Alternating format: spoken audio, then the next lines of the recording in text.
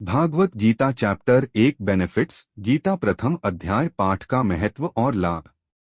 Bhagavat Gita first chapter. Gita में भगवान श्री कृष्ण ने रणभूमि में अर्जुन को जो ज्ञान दिया था वह गीता में बताया गया है। गीता में कुल 18 अध्याय हैं और उन सभी का अपना अलग अलग महत्व है। आइए जानते हैं गीता के पहला अध्याय का महत्व क्या है। श्री गीता उपनिषदों का सार है। महाभारत युद्ध के समय रणभूमि में भगवान श्री कृष्ण ने अर्जुन को जो ज्ञान दिया था वह गीता में बताया गया है। गीता में ऐसी बहुत सी बातें हैं जो मनुष्य को जीवन की कई कठिनाइयों को आसान बनाती है। इतना ही नहीं, गीता पढ़ने पर मनुष्य को बहुत सी नई जानकारियां भी मिलती है। साथ ही हर अध्याय के नियमित पाठ का अपना लाभ और महत्व है।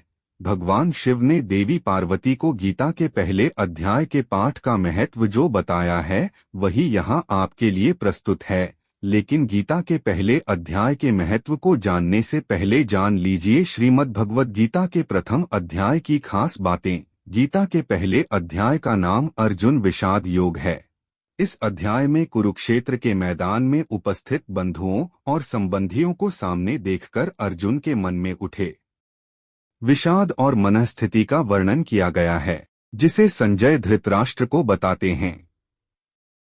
गीता प्रथम अध्याय का महत्व। एक समय पार्वती जी ने पूछा है, महादेव जी, किस ज्ञान के बल पर संसार के सब लोग आपको शिव कहकर पूजते हैं?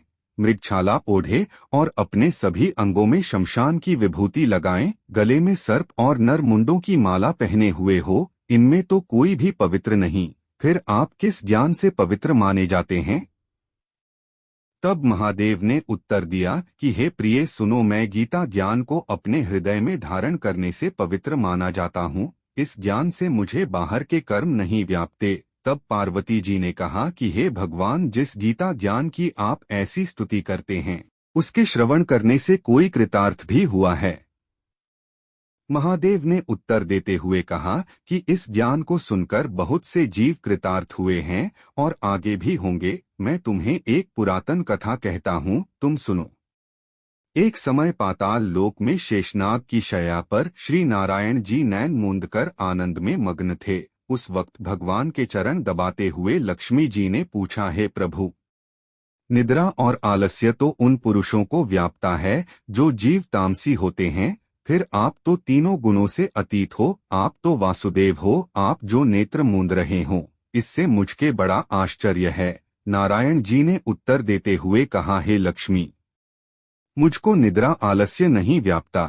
एक शब्द रूप जो भगवद गीता है उसमें जो ज्ञान है उसके आकार रूप है। यह गीता शब्द रूप अवतार है। इस गीता में यह अंग है। 5 अध्याय मेरे मुख है, 10 अध्याय मेरी भुजा हैं, 16वां अध्याय मेरा हृदय और मन और मेरा उदर है, 17वां अध्याय मेरी जंघा है, 18वां अध्याय मेरे चरण हैं। गीता श्लोक ही मेरी नाड़ियां हैं और जो गीता के अक्षर है वो मेरा रोम है। ऐसा मेरा शब्द रूपी जो गीता ज्ञान है उसी के अर्थ मैं हृदय में विचार करता हूँ और बहुत आनंद प्राप्त होते हूँ। लक्ष्मी जी बोली, है श्री नारायण जी, जब श्री गीता जी का इतना ज्ञान है तो उसको सुनकर कोई जीव कृतार्थ भी हुआ है, सो मुझसे कहो। तब श्री नारायण ने कहा, हे लक्ष्मी, गीता ज्ञान को सुनकर बहुत से जीव कृतार्थ हुए हैं, सो तुम श्रवण करो। एक व्यक्ति था जो चांडालों के कर्म करता था और तेल नमक का व्यापार करता था। उसने एक बकरी पाली। एक दिन वह बकरी चराने के लिए वन में गया और वृक्ष से पत्ते तोड़ने लगा। वहां उसे एक सांप से डंस लिया, जिससे वह तुरंत मर गया। मरने के बाद उसने बहुत से नरक भोगे और फिर उसका जन्म बैल के रूप में हुआ। उस बैल को एक भिक्षुक ने मोल लिया। वह भिक्षुक उस पर चढ़कर सारे दिन मांगता फिरे। जो कुछ भिक्षा मांग कर लाता वह उसे अपने परिवार के साथ मिलकर खाता और वो बैल सारी रात द्वार पर खड़ा रहता। उसके खाने पीने का भी कोई ख्याल नहीं करता था और सुबह होते ही बैल पर चढ़कर फिर मांगने निकल जाता। जब बहुत दिन हो गए तो वह बैल भूख से गिर गया, लेकिन उसके प्राण नहीं निकले। नगर के लोगों ने देखा और उस बैल को कोई तीर्थ का फल दे तो कोई व्रत का फल दे, तब भी उस बैल के प्राण नहीं छूटे। एक दिन गणिका आई। उसने लोगों से पूछा, यह कैसी भीड़ है? तो उन्होंने कहा कि इसके प्राण नहीं निकलते। अनेक पुण्यों का फल दे रहे हैं, तो भी इसकी मुक्ति नहीं होती। तब गणिका ने कहा कि मैंने जो कर्म किया है उसका फल मैंने इस बैल को दिया है। इतना कहते ही बैल की मुक्ति हो गई।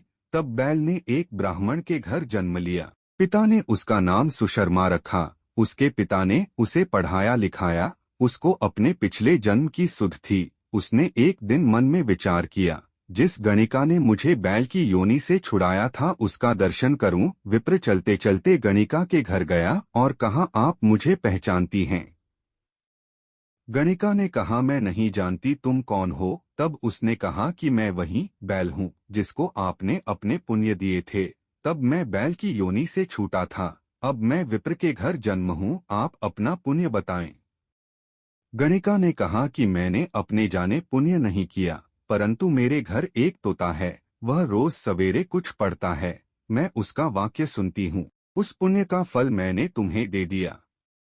तब विप्र ने तोते से पूछा कि तू सवेरे क्या पढ़ता है? तोते ने कहा, मैं पिछले जन्म में विप्र का पुत्र था। मेरे पिता ने मुझे गीता के पहले अध्याय का पाठ सुनाया करते थे।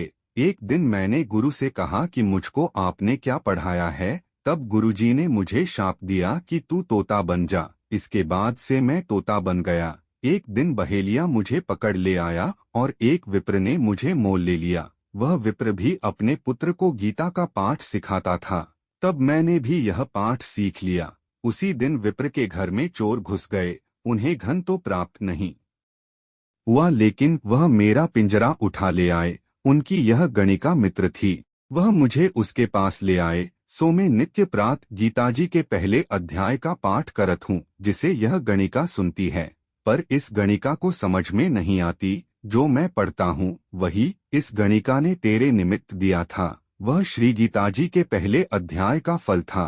तब विप्र ने कहा कि हे तोते, तू भी विप्र है, मेरे आशीर्वाद से तेरा कल्याण हो। सो हे लक्ष्मी। विप्र के इतना कहते ही वह तोता भी मुक्ति को प्राप्त हो गया। तब गणिका ने बुरे कर्म छोड़ भले कर्म ग्रहण किए और नित्य स्नान करके श्री गीताजी के प्रथम अध्याय का पाठ करना शुरू कर दिया, जिससे उसकी भी मुक्ति हो गई। ऐसा है गीता के प्रथम अध्याय के पाठ का महत्व।